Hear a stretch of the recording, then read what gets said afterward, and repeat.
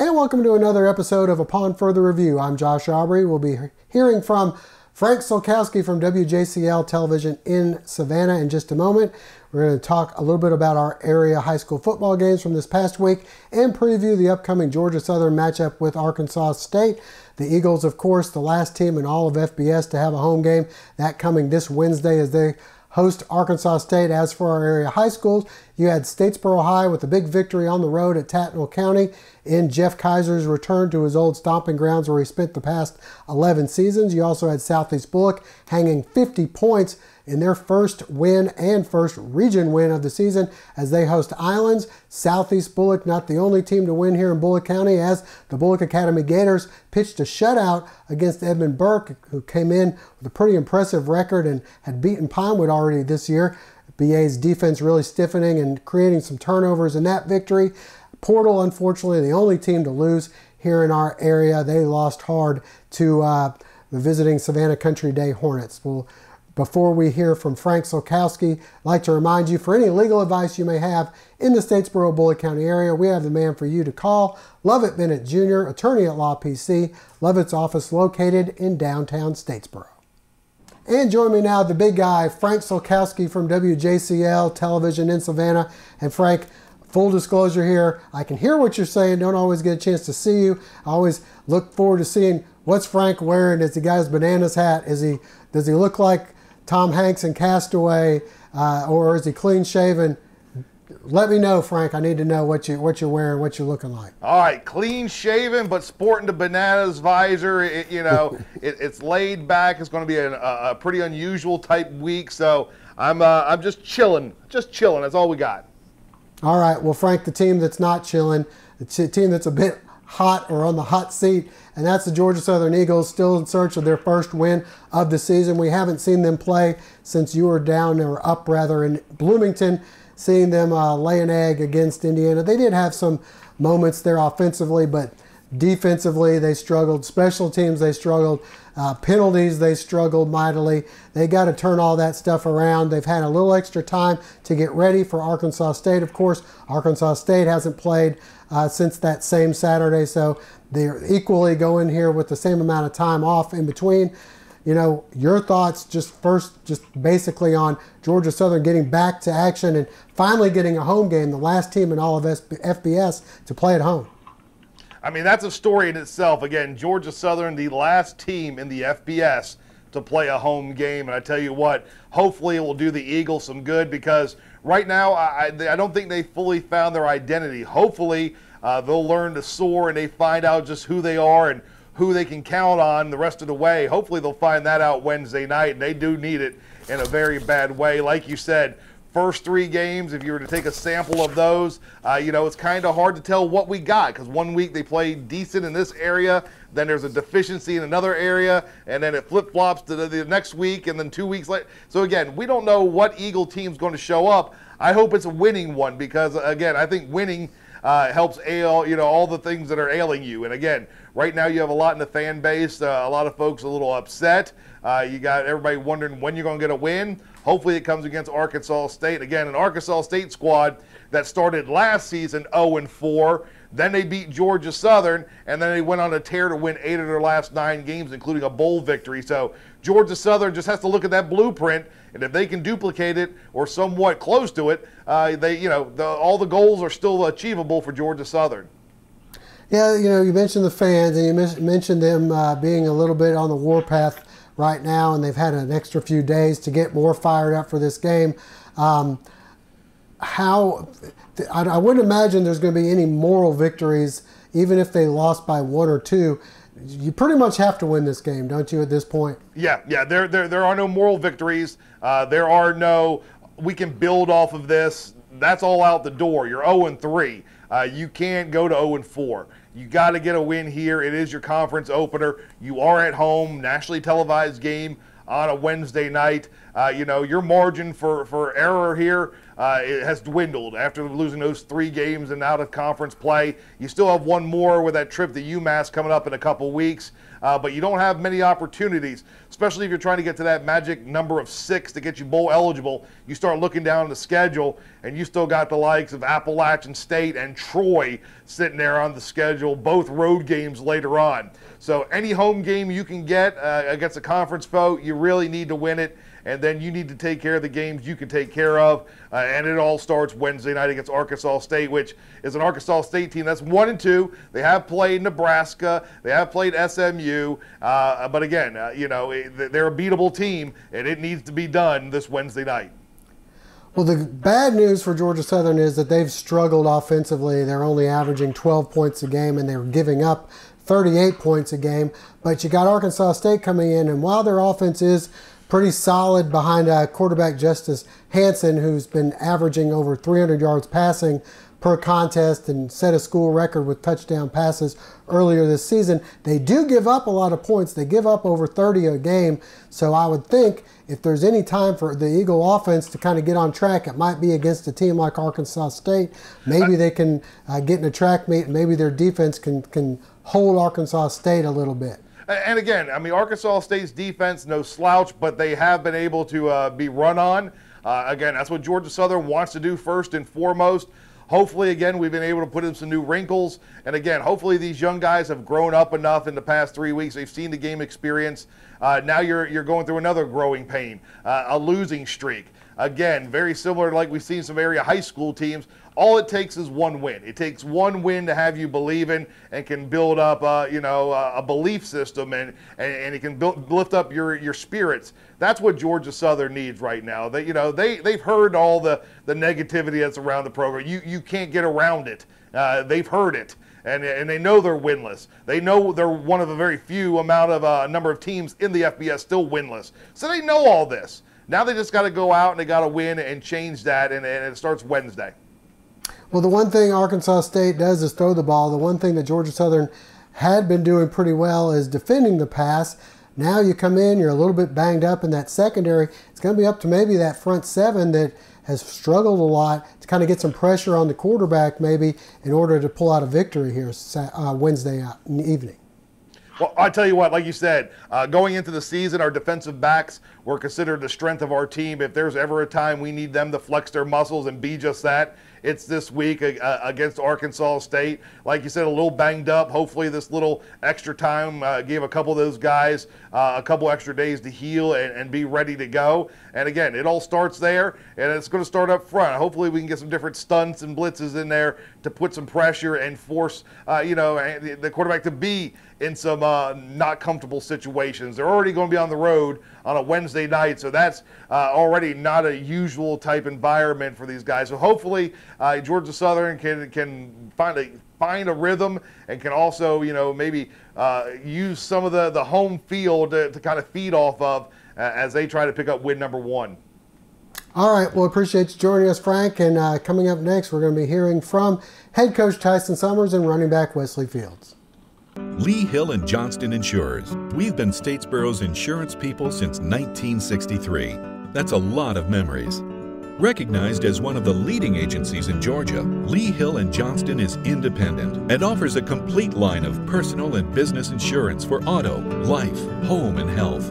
We'll shop companies to find the lowest premiums and best coverage for you, your family, or your business. Lee Hill and Johnston Insurers, the insurance people since 1963.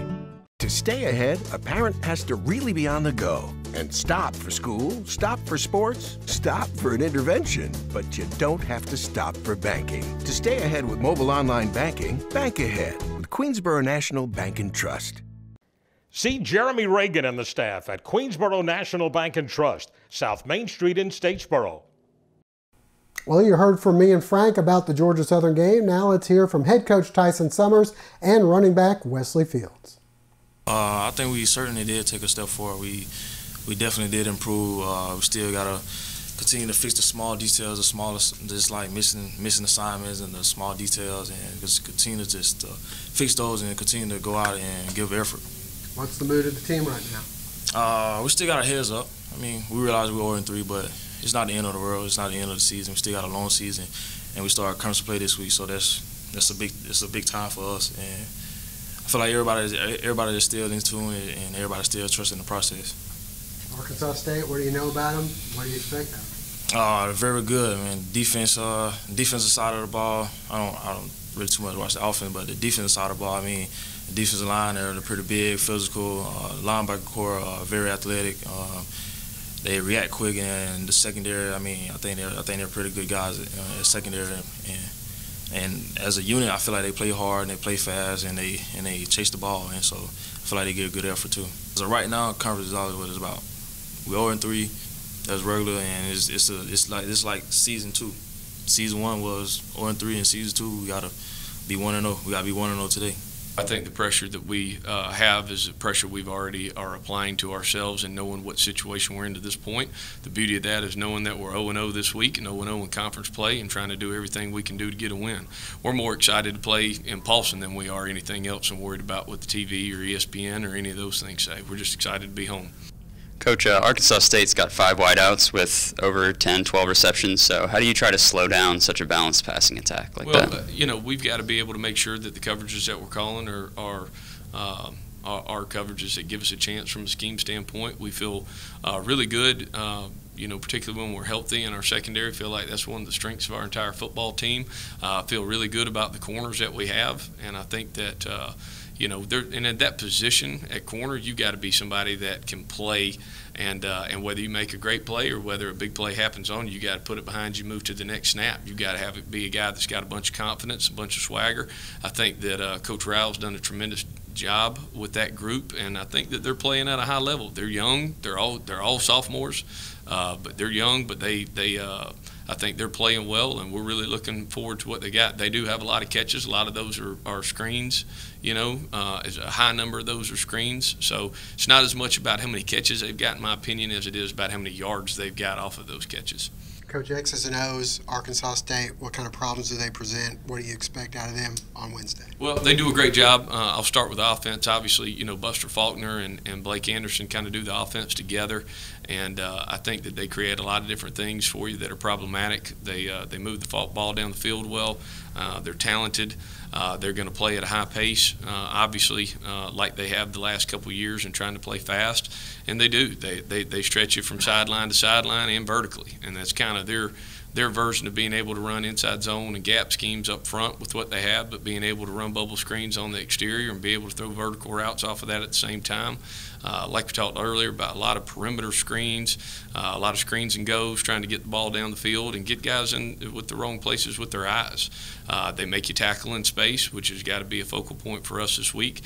Defensively, Joe Cawthon's been there for a couple years. Joe's been a defensive coordinator for a long time. I have a lot of respect for him. His defenses always play hard. They're always sound, and he usually plays with a very dominating defensive front. He's got 2 guys on his defensive line this year that jump out at you as good as anybody in the country with D-line or a transfer, and then also with having I think his last name Roland Jones is preseason defensive player of the year. So we've got to be able to win the line of scrimmage, and we've got to be able to make people miss once we get to the second level.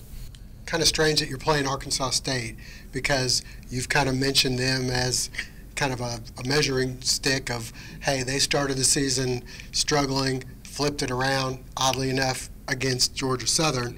Now you get an opportunity to kind of do the same thing. If you're going to flip things around, starting with Arkansas State would be a good way to start. Be a great opportunity. Again, if you look at last year where we were 3-1 at the time, and they were 0-4, had lost to an FCS team the week before, and give them a lot of credit. We had the game, and we didn't make it happen, and they did. And so this obviously is a well-coached football team, Arkansas State, and their history through the Sun Belt. I can't remember if it's 4 out of the last 6 or 5 out of the last 6 where they've been able to win a conference, but an outstanding job by both their players and their staff last year after starting 0-4 and then being able to finish with 8 wins and winning a bowl game. Those are all things, and co-champions in the league. Those are all things that they did a tremendous job with, and we're looking to do those same things as we flip this thing around this week.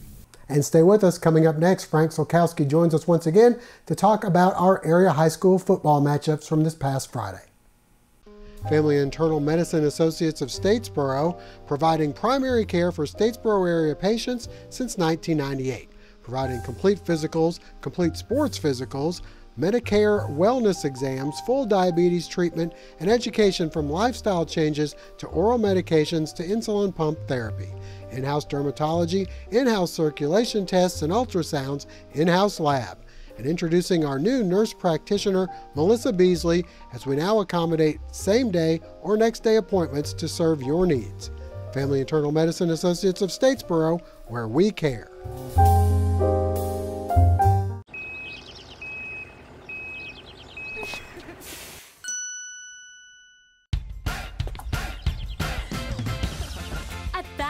No credit refused isn't just an offer, it's a way of business and has been for over 100 years. No banks, no ridiculous credit requirements, just local Badcock store owners who treat you right and give you credit when others won't. It's never been easier to express your style and love your home. All right, join me once again, Frank Sulkowski, the big guy from WJCL Television in Savannah. Frank, big week for our area high school football teams in Bullock County.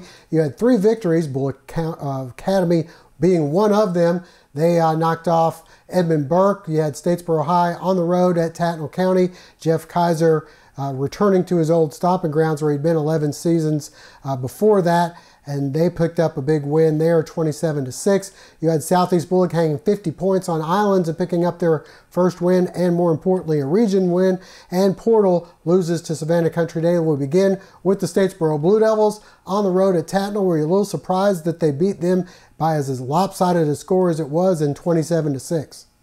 It was a very impressive win to go on the road. And again, I think the big thing is Statesboro now believes they can win a game because they did. So now they've got 2 under their belt, 2 in a row. And if you take back a second half collapse against Effingham, they very easily could have a 3-game win streak here. But as it is, they have a 2-game win streak. But I thought it was a very impressive win to go on the road.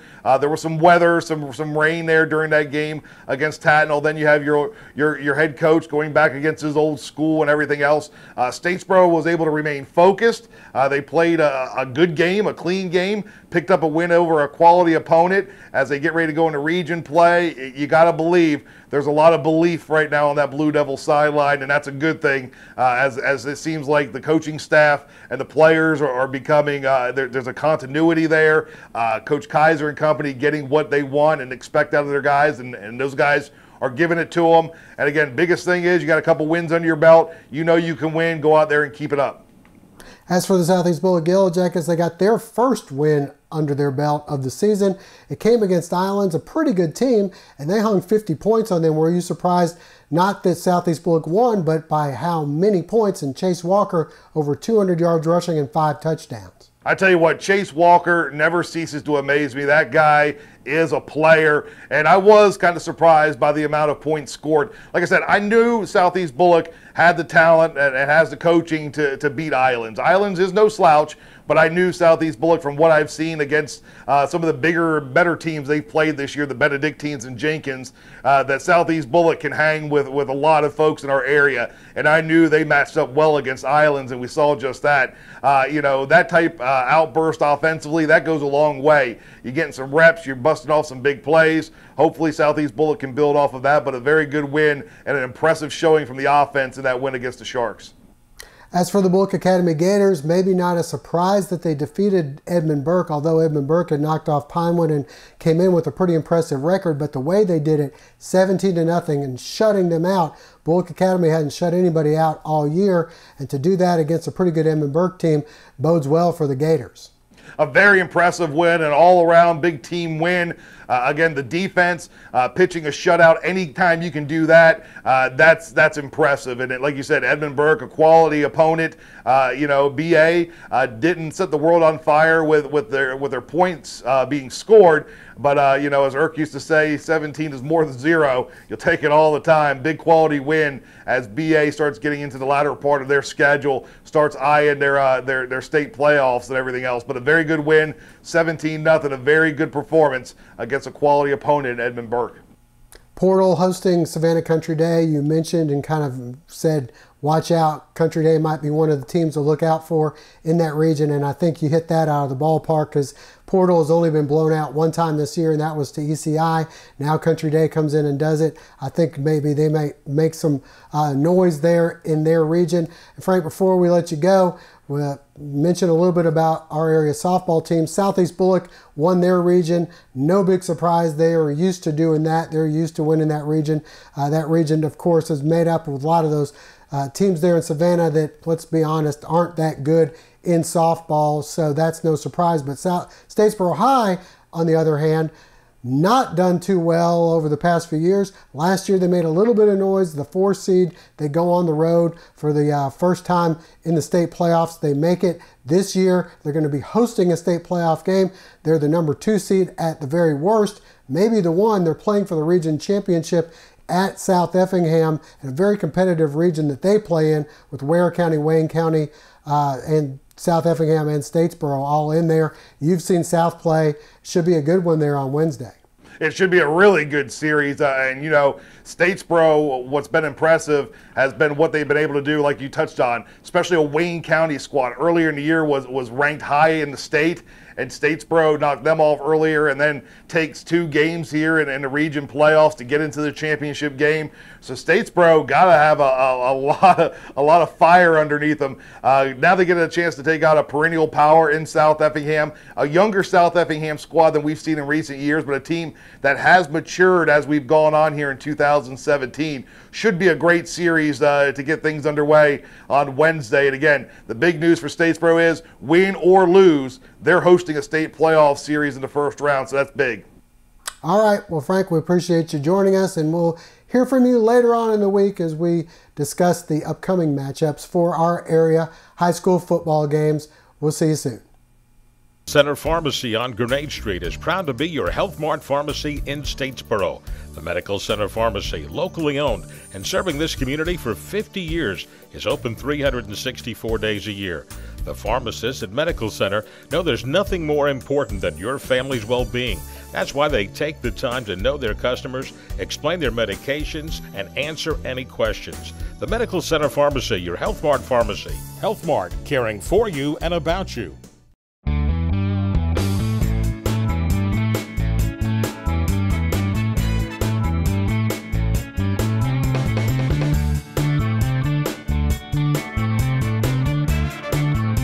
Hey, Miss Thompson, everything's fine. It's going to be no problem. I'll have you done in a few minutes. My name is Paisley Nordhoff, part owner of Complete Car Care, and I want you to come see me.